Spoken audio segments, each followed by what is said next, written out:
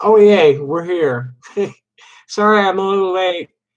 Uh, I got distracted. What a wild day. Day after quarantister. Got had a call from Israel this morning. Oh, fuckhead. He's a Mossad agent. The best I can do is cite you in my report, motherfucker. Uh-oh. That's too many buttons open. I have been putting a little weight back on. I'm not happy about that. So anyway, we have a conflict of reality going on between the White House and the state houses.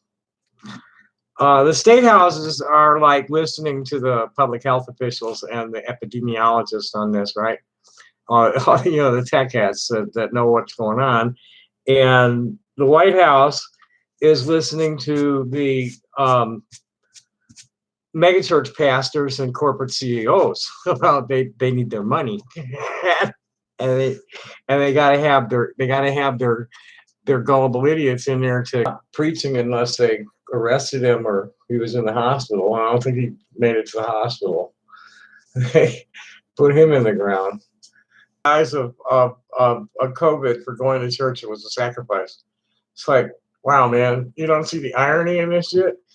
It's like there was a meme earlier. How come grandma's wiping down the grocery bags with Clorox? So grandma's a survivor. Grandma lived through the COVID and the Iraq War, and now they've added in this like bullshit about him being a rapist when he's really just one of these like toxic men who tried to kiss her and she pushed him off and he got shitty with her. And this is from her mouth. Okay, that's what he did, and that's what they're making that the like. Never a rapist. I never joke because like that, and that was really the amount of actual damage that he did to her. It doesn't come anywhere near what he did to the black communities with the crime bill. And then the Iraq War, lots of dead people for oil. Just a rich man's war. But this morning he was very submissive to Bernie and very how do you say respectful of Bernie's position as the leader of the party, and they're merging their organizations. They're ready to work together, and I see a lot of really positive change that can come from Biden if he chooses the right running mate, who I think is Stacey Abrams. To read that. But I didn't really read it. I just looked at the headline. She's warning him that he's going to do more. He's going to need to do more than throw bones to the. He's going to have to be copping to the progressive agenda. He's already come out in favor of the $15 an hour minimum wage. I don't remember if Bernie was able to pin him down on Medicare for all or not. What the hell else was there? There were several items that were like, yeah, okay, that's good enough for me. I see positive things coming out of a Biden presidency with Bernie as the majority whip in the Senate. We'll get a lot done. The money will go to places where it can be actually like used. The gross waste of the Defense Department is going to be like channeled in other directions. They're not going to have that money to fuck with. The corporations are going to be properly taxed. And that's just what I see coming if we manage to like unify the party behind Biden under Bernie's direction. I mean, this is what they were talking about this morning. The governors, Cuomo was conferencing, and then what's her name in Michigan, Whitney or whatever her name is. They're all conferencing, talking about something like a new normal.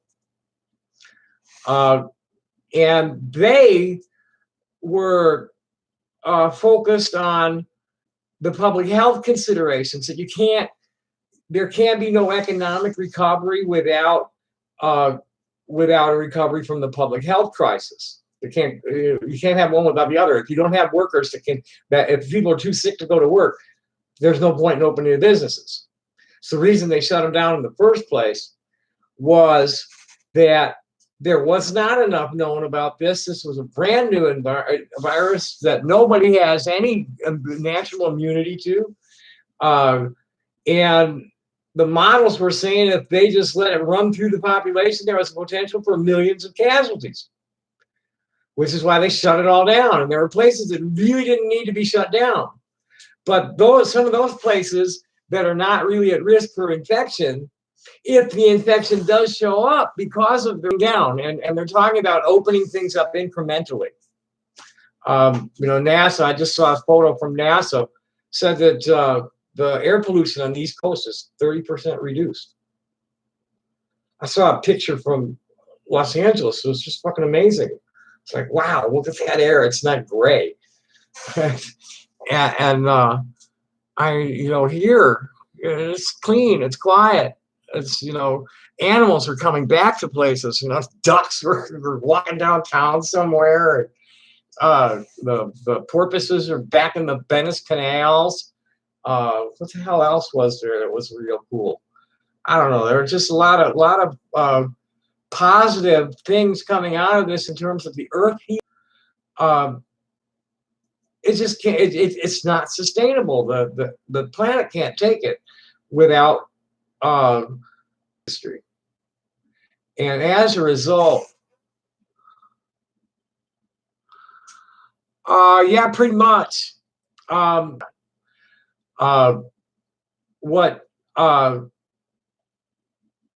There's a happy medium there. Go out when you need to. It may not even be a respiratory, but it could be a septicemia, from what some of the clinical studies are saying. They got the chemistry of it, where it's attacking hemoglobin, it's attacking red blood cells. It looks like it's attacking the red blood cells and inhibiting the hemoglobin's ability to uptake oxygen. And what happens is oxygen to work properly. It's a really awful thing. But the thing of it is that it can't get a healthy person. Well, not always. I mean, there's always exceptions. But for the most part, much more than a common cold. But if it's not, the effects can get very, very serious. And the biggest threat, and I've been saying this straight along, and I got confirmation on it today from an epidemiologist that was in his talk where he said the same thing, is that the biggest threat is overwhelming the available respirators. If they don't have enough respirators for how many cases they have to do triage and let people die. And that's the reason for extending the lockdown. So the reason they locked it down in the first place was because there was a threat of millions of people dying if they just let it burn through the population. It's also not clear whether or not somebody who's recovered from it is now going to be immune to it. There's been some reports that a second wave is starting, and that some of the people that had it before got it again. They don't know enough about it. They're modeling. I want to finish something. When I noticed, I got distracted and was typing some responses.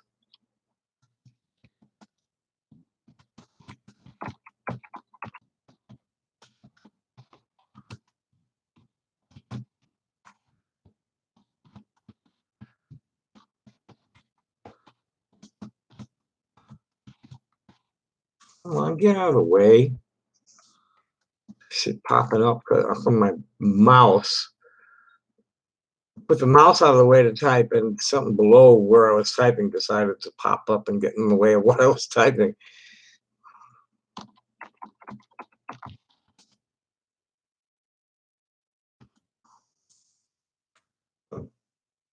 Okay, what am I looking for?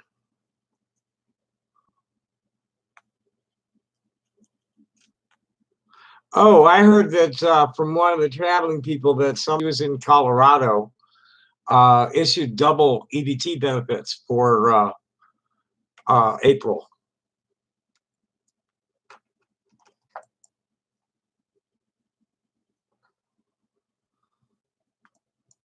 Okay, one of the things the Democrats want to drop by, the idiots, I can't blame the black people. Okay, he's got to do something about that. The crime bill has fucking decimated. I mean, that's the crime bill is what enables all these. It's what enabled all the private prisons. And it's just, I mean, it's like ridiculous. We have more people in prison now, and the percentage of them are like black, the biggest percentage. So he's not going to get black votes unless he runs with a black person. That's my opinion. Here's AOC's thing. And here's what I said, and I just said it a little bit ago. I got the impression this morning that Biden was acknowledging Bernie's leadership of the progressive wing of the party and fully prepared to follow his lead on platform building. I don't see any way for him to capture the black vote without a black running mate, though. The precinct level black advocates will never forgive him for what the crime bill did to their communities with any less. The theatrics of the first black president's vice president having the first black vice president is just too perfect for the campaign propagandists. And I think that's where they're going to go. My choice is Stacey Abrams. She's only had state level experience, but so did Jimmy Carter. And I think she's far more qualified than any of the other women that ran for president. And a lot of them will be intolerable to some demographic in the party. Warren's not going to get the progressives that got any sense. Gabbard maybe, but forget Warren and Harris, and I don't think whatever the Amy Klobuchar or whatever. I don't think she's going to go. And none of them, but Stacey Abrams really stand out in my mind.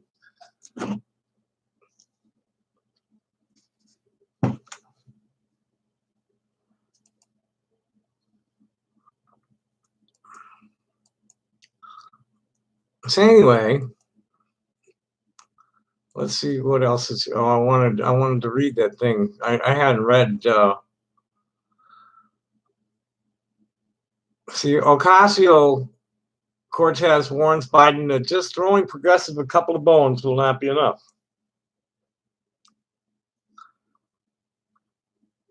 And this is on Common Dreams.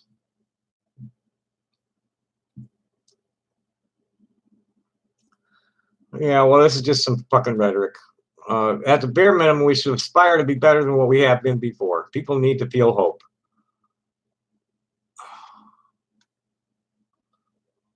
Did she say anything solid, though?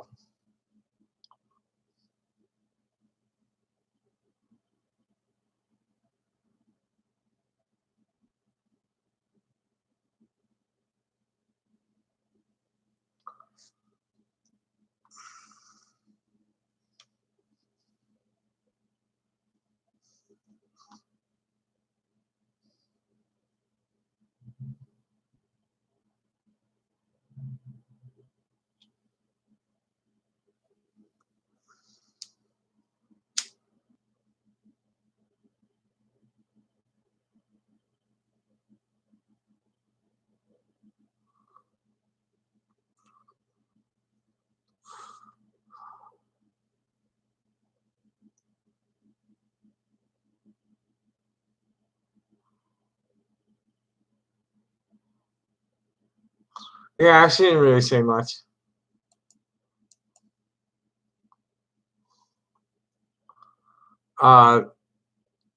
Experts recommend disinfecting your television after Trump has been on, was Andy Borowitz's line today. Democrats want to drop Joe Biden for Andrew Cuomo. poll,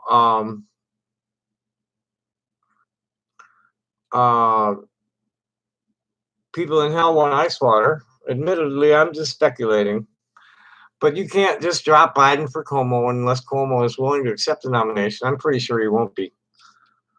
One of my sisters was saying, arguably, Cuomo has become the face and voice of the Democratic Party, not to mention the reason during this pandemic.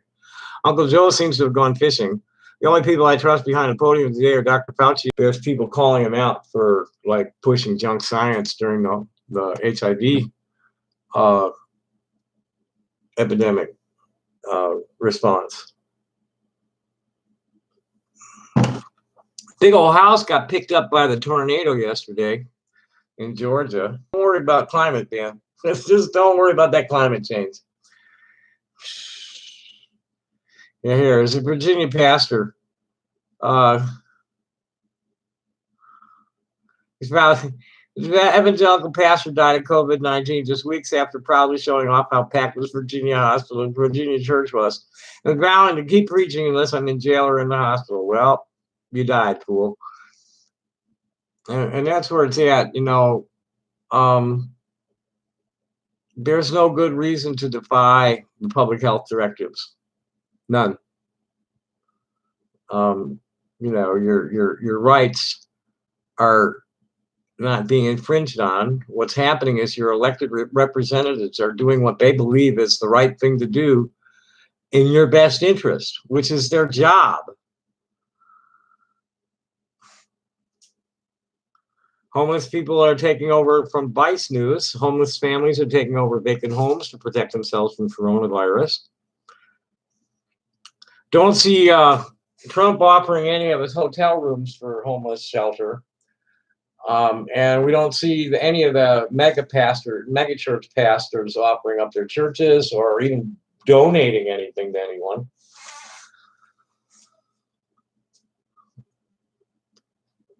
So while this is all going on, Trump moves to slash pay for essential migrant farm workers. Yeah, I didn't read this one. I just saved it for later.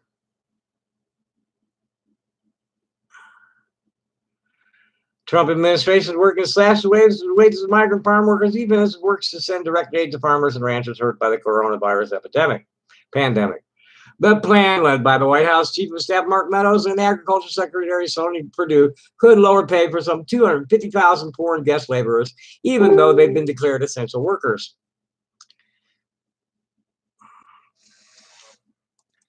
He's an awful man. He's just an awful man. I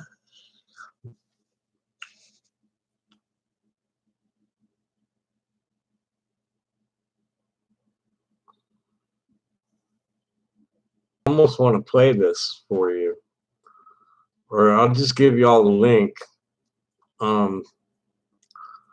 It's like you need to tune out the mainstream media platforms. Just tune them out. They're all spun. They're all dishonest.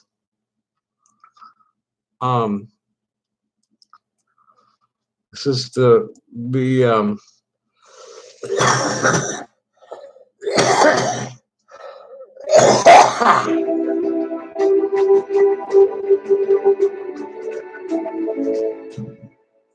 In this strange time when so many of us are shut up in our homes, suppose you had the opportunity to ask Bhattacharya. Dr. Jay Bhattacharya is a professor of medicine at Stanford University. He's a research associate at the National Bureau of Economic Research and a senior fellow at both the Stanford Institute for Economic Policy and the Stanford Freeman Spogli Institute. His March 24th article in Wall Street Journal questions the premise that coronavirus would kill millions without shelter-in-place orders and quarantines. In the article, he suggests that there's little evidence to confirm that premise, and projections of the death toll could be plausibly be orders of magnitude too high. This is true, but the threat was too real, and they had to shut everything down. And I think he goes into that. In this edition of Uncommon Knowledge with Peter Robinson, we asked Dr. Bhattacharya to defend that statement and describe to us how he arrived at this conclusion. We got into the details of his research, which used data collected from hotspots around the world, and his background as a doctor, a medical researcher, and an economist. It's not popular right now to question conventional wisdom on sheltering in place, but Dr. Bhattacharya makes a strong case for challenging it based in economics and science. I don't think he was making any case for lifting it immediately.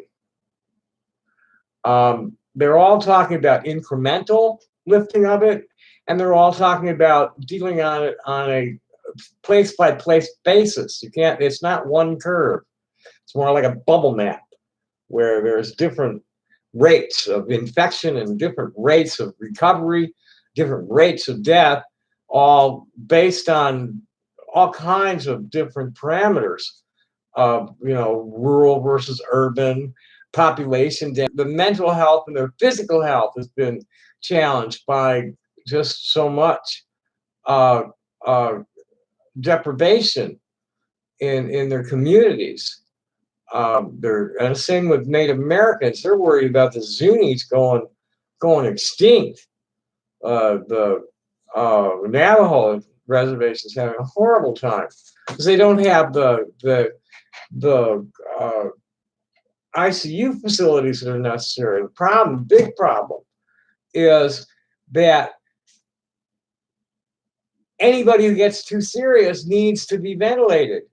And there's just so many ventilators. And once those ventilators are up to capacity, then they have to perform triage and people start dying at a higher rate. Which is why they had to shut things down. Now, I do not recommend you just sitting in, you stay strong and fight off that infection. You're not gonna, you're not gonna be absorbing and using vitamins probably. We're kind of like, we're like trees in that way, but we need that fresh air and sunshine for our body factories to work properly.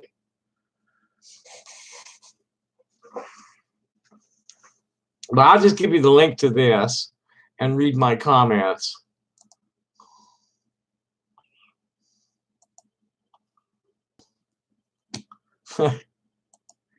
Thanks, Marty. Hi, Marty. Is this the first time you're here? It's a Bubba cup. That's my Bubba cup. I'm a desert dweller, man. I drink at least a gallon a day. This thing holds all my gallon. Here's the link to that interview, and here's my commentary about it. You can't know a true ratio if you do not know the denominator. And the other thing he said is, this is a deadly virus. Computer models are being used by the press to fearmonger when the real numbers can only be established accurately with clinical studies. As I've been reporting from the beginning, the lethality of the virus is directly proportional to the available ICU beds. If there are adequate resources to treat the patient, not the same as seasonal flu.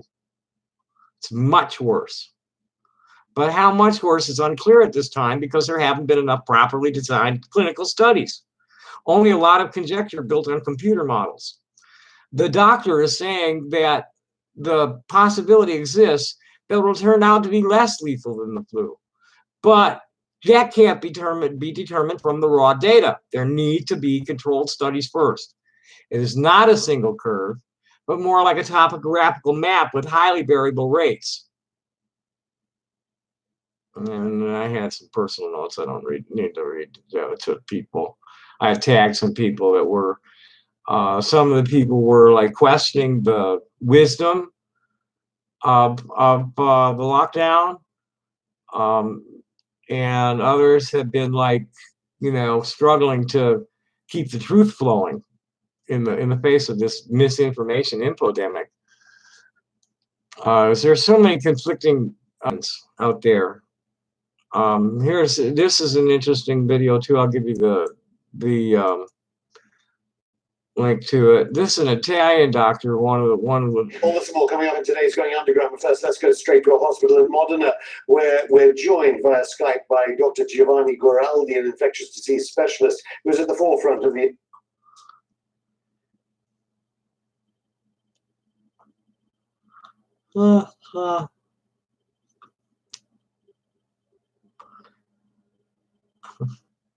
and how funny memes were used as coping mechanisms, coping tools for. Just give Trump a chance, they said. 3 years later, the whole country is unemployed, locked in the house, wiping our asses with coffee filters.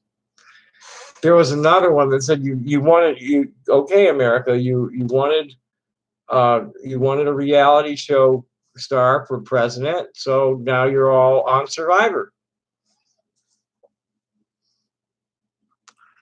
This is an interesting fact.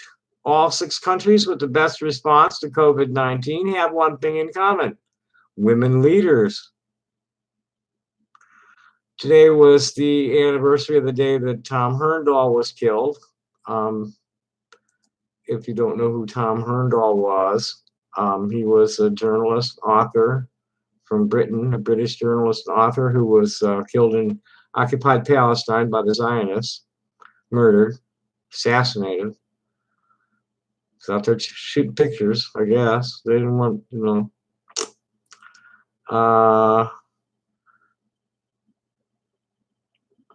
this is a big problem, and Bernie's on it. Sanders says Congress must stop Trump from exploiting COVID-19 crisis to bankrupt and privatize the Postal Service. The Postal Service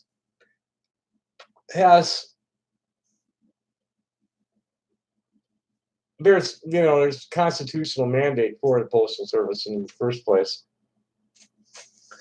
And they have a number of highly unprofitable routes in rural areas that they take care of from other revenue sources. And they have a huge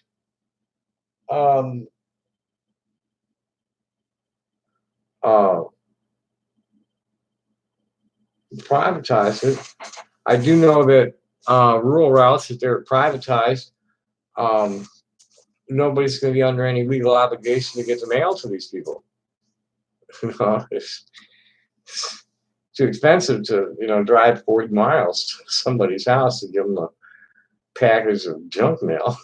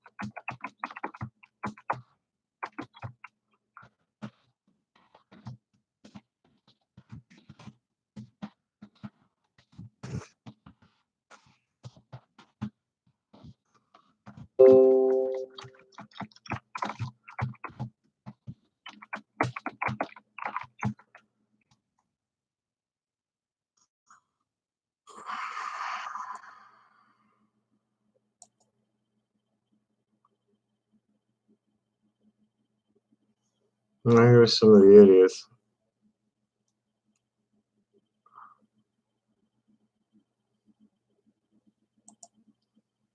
This is just psychophancy as far as I'm not voting for a rapist with dementia.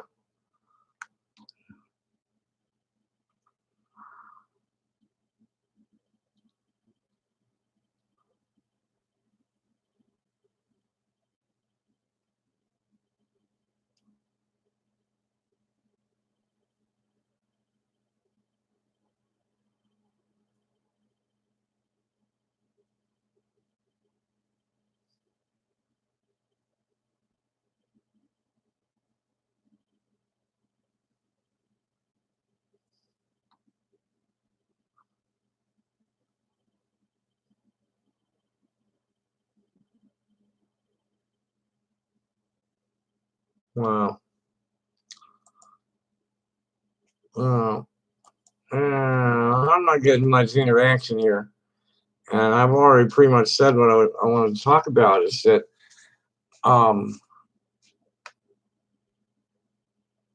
we have serious conflict of interest and totally delusional president about what his role is in ordering the country open again. He can't.